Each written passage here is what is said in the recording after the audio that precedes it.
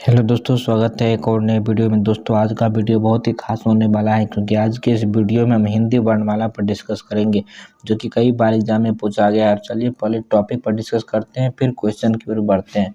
देखिए question number 1 में कहा है कि वर्ण क्या है। वर्ण देखिए, जिस ध्वनि के टुकड़े नहीं कर सकते हैं उसे वर्ण कहते हैं, अर्थात भाषा की सबसे छोटी इकाई को वर्ण कहते हैं, जैसे क, ख और ओ और आ।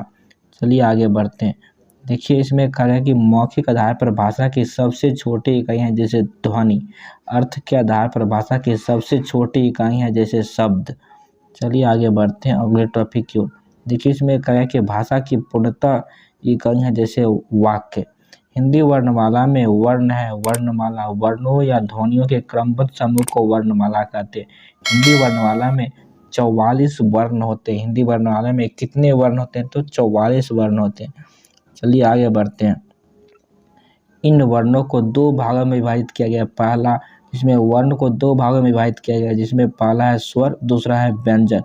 वर्ण को दो भागों में विभाजित किया गया है। स्वर किसे कहते हैं? इनकी संख्या कितनी होती है? चलिए डिस्कस करते हैं। देखिए इसमें कहा गया कि जिन वर्णों का उच्चारण करते समय किसी अन्य ध्वनि की सहायता नहीं लेते हैं उसे स्वर कहते हैं, अर्थात फेफड़े से निकलने वाली हवा बिना किसी बाधा या रुकावट में सीधी मुंह के द्वारा बाहर निकलती है उसे स्वर कहते हैं। स्वर की संख्या 11 होती है। स्वर की संख्या कितनी होती है? 11। चलिए बढ़ते हैं, वो कौन कौन से स्वर होते हैं। देखिए स्वर में ओ, आ, ई, उ, ओ, री, ए, ऐ और ओ होता है। स्वरों का देखिए विभाजन भी हुआ है। स्वर का विभाजन हुआ है मात्रा और काल के आधार पर। स्वर को दो भागों में विभाजित किया है, जिसमें हर्ष स्वर यानी लघु स्वर कहते हैं, दूसरा है दीर्घ स्वर यानी गुरु स्वर। चलिए हर्ष स्वर के बारे में पढ़ते हैं। देखिए हर्ष स्वर में कहा गया कि जिन स्वरों का उच्चारण करते समय बोलने के कम समय लगता है उसे हर्ष स्वर या लघु स्वर कहते हैं। जैसे इनकी संख्या 4 है, ओ, ई, उ, री। इसमें कम समय लगता है इसलिए इसे हम हर्ष स्वर कहते हैं। चलिए बढ़ते हैं अगले दीर्घ स्वर की ओर।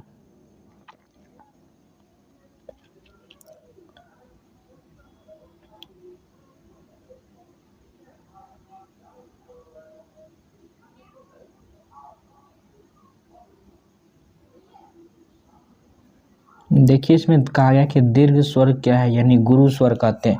देखिए जिन स्वरों का उच्चारण करते समय बोलने में अधिक समय लगता है उसे गुरु स्वर या दीर्घ स्वर कहते हैं। इनकी संख्या 7 है, आ, ई, उ, ए, ऐ और ओ। देखिए रचना एवं उत्पत्ति के आधार पर स्वर के दो भेद होते हैं, जिसमें पहला है मूल स्वर, दूसरा है संधि स्वर। रचना एवं उत्पत्ति के आधार पर स्वर के दो भेद होते हैं, मूल स्वर और संधि स्वर। मूल स्वर, जिन स्वरों की उत्पत्ति किसी अन्य स्वर से नहीं होती है उन्हें मूल स्वर कहते हैं। इनकी संख्या 4 है, जैसे ओ, ई और उ और रू। देखिए अब पढ़ते हैं हम संधि स्वर क्या है। दूसरा है संधि स्वर क्या है। देखिए जिन स्वरों की उत्पत्ति मूल स्वर से होती है उसे संधि स्वर कहते हैं। जैसे संधि स्वर के दो प्रकार के होते हैं, इसमें दीर्घ स्वर होगा और संयुक्त स्वर होगा। चलिए बढ़ते हैं दीर्घ स्वर और संयुक्त स्वर के बारे में। देखिए दीर्घ स्वर क्या है।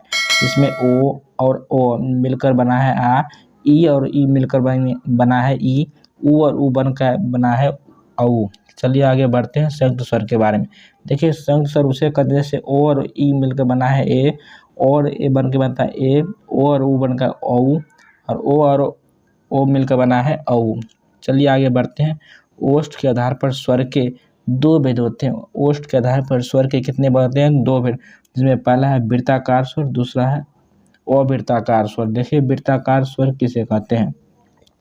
जिन स्वरों का उच्चारण करते समय होठ गोल हो जाते हैं उसे वृत्ताकार स्वर कहते हैं। जिस स्वरों का उच्चारण करते समय होठ गोल हो जाते हैं उसे वृत्ताकार स्वर कहते हैं, जैसे उ, ओ, औ और ओ। चलिए बढ़ते हैं वृत्ताकार और अवृत्ताकार स्वर के बारे में। देखिए अवृत्ताकार स्वर है जिन स्वरों का उच्चारण करते समय होठ गोल नहीं होते उसे अवृत्ताकार स्वर कहते हैं, जैसे ओ, आ, ई, ऐ, री, ए, ओय। चलिए बढ़ते हैं जीवा के आधार पर स्वर के कितने भेद होते हैं। देखिए जीवा के आधार पर स्वर के कुल 3 भेद होते हैं। चलिए बढ़ते हैं, वह कौन कौन से भेद होते हैं। देखिए इसमें कहा गया कि जीवा के आधार पर स्वर के 3 भेद होते हैं, जिसमें पहला है अग्र स्वर, दूसरा है मध्य स्वर, तीसरा है पश्च स्वर। चलिए बढ़ते हैं अग्र स्वर के बारे में। देखिए पहला है अग्र स्वर। जिन स्वरों का उच्चारण करते समय जीवा का अगला भाग सक्रिय होता है उसे अग्र स्वर कहते हैं। जिसमें जैसे है हमारा ए, ऐ, ए और री। चलिए बढ़ते हैं मध्य स्वर के बारे में। मध्य स्वर, जिन स्वर का उच्चारण करते समय जीवा का मध्य भाग सक्रिय रहता है उसे मध्य स्वर कहते हैं। जैसे ओ। चलिए बढ़ते हैं पश्च स्वर के बारे में। देखिए इसमें कहा गया पश्च स्वर, जिन स्वरों का उच्चारण करते समय जीवा का अंतिम भाग सक्रिय रहता है उसे पश्च स्वर कहते हैं। जैसे ओ, आ, उ, औ और ओ और ओ। चलिए बढ़ते हैं कौवे की स्थिति के आधार पर स्वर के कितने भेद होते हैं। कौवे की स्थिति के आधार पर स्वर के कुल 2 भेद होते हैं, जैसे निर्वांशिक स्वर और अनुवांशिक स्वर। चलिए बढ़ते हैं निर्वांशिक स्वर के बारे में। चलिए थोड़ा स्पीड चल रहे हैं, उसके लिए माफ़ कीजिएगा। देखिए निर्वांशिक स्वर में कहा गया कि जिन स्वरों का उच्चारण करते समय कौवा नासिक विवरण का बंद कर देता है उसे हवा सीधी मुख के द्वारा बाहर निकलती है उसे निर्वांशिक स्वर कहते हैं। जैसे ओ, आ, ई, ऐ, ओ, औ, री, ए, ओ और औ। चलिए बढ़ते हैं अनावंशिक स्वर के बारे में। अनासिक स्वर के बारे में, जिन स्वरों का उच्चारण करते समय कौवे के बीच से ही अटक जाता है, जैसे आधी हवा नाक के द्वारा और आधी हवा मुख के द्वारा निकलती है उसे अनुनासिक स्वर कहते हैं। अनुनासिक स्वर के चिन्ह चंद्र बिंदु है, जैसे ओ पर चंद्र बिंदु, आ पर चंद्र बिंदु, ई पर चंद्र बिंदु, ऐ पर चंद्र बिंदु, ओ पर चंद्र बिंदु, औ पर चंद्र बिंदु, ए पर चंद्र बिंदु, ऐ पर चंद्र बिंदु, ओ पर चंद्र बिंदु, औ पर चंद्र बिंदु। चलिए बढ़ते हैं अयोग वाहक किसे कहते हैं। अयोग वाहक किसे कहते हैं, जो ना तो स्वर होता है और ना ही व्यंजन होता है उसे अयोग वाहक कहते हैं। अयोग वाहक कहते हैं, जो ना तो स्वर होता है और ना ही व्यंजन होता है उसे अयोग वाहक कहते हैं। चलिए अयोग वाहक के प्रकार देखते हैं। अयोग वाहक के कुल 2 प्रकार होते हैं, जिसमें अनुस्वर और विसर्ग होता है। चलिए अनुस्वर के बारे में बढ़ते हैं, फिर हम क्वेश्चन की तरफ बढ़ेंगे। अनुस्वर, जिन वर्णों का उच्चारण करते समय हवा नाक के द्वारा बाहर निकलती है उसे अनुस्वर कहते हैं। अनुस्वर से पहले ओ का स्वर निकलता है। अनुस्वर के बाद यो, रो, लो, वो, सो, मूर्धन्य हो आते हैं, जैसे संयोग। चलिए विसर्ग स्वर के बारे में पढ़ते हैं। विसर्ग, विसर्ग का उच्चारण करते समय हो की ध्वनि निकलती है उसे विसर्ग कहते हैं। चलिए बढ़ते हैं सिंपल टॉपिक की ओर। देखिए जैसे विसर्ग में हम कहते हैं कि जैसे प्रातः और अतः स्वरों का उच्चारण का स्थान देखिए। वर्ण देखिए और उच्चारण देखिए। ओ, आ विसर्ग ये कंठ से होता है। ई, ऐ तालु होता है, तालु से होता है। री होता है मूर्धा से। उ और औ होता है ओष्ठ से। ए, ऐ होता है कंठ तालु से। वो होता है दंतोष्ठ यानी दंत और ओष्ठ से। हो होता है स्वर यंत्र से। ओ होता है नासिक से। और होता है कष्ठोष से। चलिए पढ़ते हैं अगले। देखिए इसमें कहा है कि ताल जो था मुख्य आकृति के आधार पर स्वर के 4 भेद होते हैं। जैसे मुख्य आकृति के 4 भेद होते हैं, समवृत स्वर, अर्ध समवृत स्वर, विमृत स्वर, अर्ध विवृत स्वर। चलिए आगे बढ़ते हैं। दोस्तों इस वीडियो में हमने इतना ही किया था, अगले वीडियो में हम नेक्स्ट पार्ट में करेंगे। अगर आप लोग चाहते हैं कि क्वेश्चन करें तो चलिए आप क्वेश्चन कराते हैं इस टॉपिक पर, फिर अगले वीडियो में बताएंगे। चलिए क्वेश्चन कराते हैं सिंपल।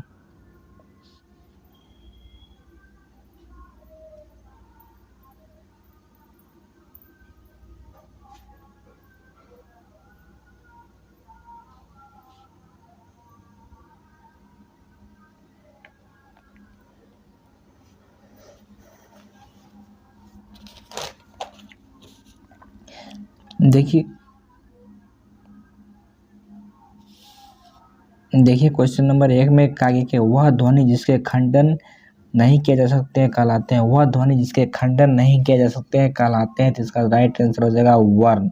वर्ण का खंडन या टुकड़ा नहीं किया जा सकता है। चलिए अगले क्वेश्चन की ओर बढ़ते हैं। देखिए क्वेश्चन नंबर 2 में कहा गया कि हिंदी वर्णमाला के कितने वर्ण है। हिंदी वर्णमाला के कितने वर्ण है, इसका राइट आंसर हो जाएगा 44। 2 का राइट आंसर सी हो जाएगा। हिंदी वर्णमाला में कुल 44 वर्ण होता है।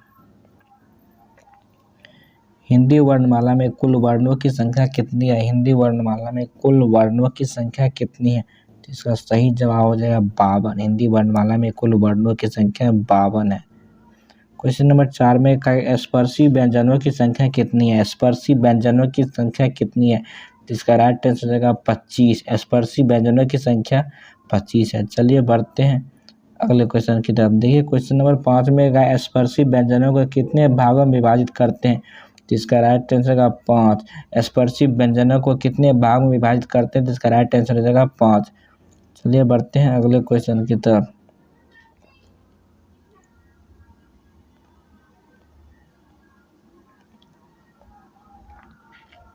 देखिए क्वेश्चन नंबर 6 में क्या है कि व्यंजनों की कुल संख्या मानी जाती है। व्यंजन की कुल संख्या कितनी है? तो इसका राइट आंसर हो जाएगा 33। व्यंजन की कुल संख्या 33 है। चलिए अगले क्वेश्चन की ओर बढ़ते हैं। क्वेश्चन नंबर 7 में क्या है कि जिन वर्णों का उच्चारण करते समय अन्य ध्वनि की सहायता नहीं लेते हैं उसे कहते हैं। जिन वर्णों का उच्चारण करते समय अन्य ध्वनि की सहायता नहीं लेते उसे कहते हैं। इसका राइट आंसर का स्वर। जिन वर्णों का उच्चारण करते हैं अन्य ध्वनि की सहायता नहीं करते हैं उसे हम स्वर कहते हैं। देखिए क्वेश्चन नंबर 8 में क्या कहा गया। क्वेश्चन नंबर 8 में कहा गया जो वर्ण स्वर की सहायता से बोले जाते हैं उसे क्या कहते हैं? जो वर्ण स्वर की सहायता से बोले जाते हैं उसे कहते हैं हम लोग व्यंजन। चलिए इस वीडियो में इतना ही क्वेश्चन करते हैं, फिर अगले टॉपिक करेंगे और फिर अगले क्वेश्चन करेंगे। यदि वीडियो अच्छा लगता है तो वीडियो को लाइक कीजिए, शेयर कीजिए, सब्सक्राइब कीजिए। मिलते हैं नेक्स्ट वीडियो में, तब तक के लिए जय हिंद जय भारत।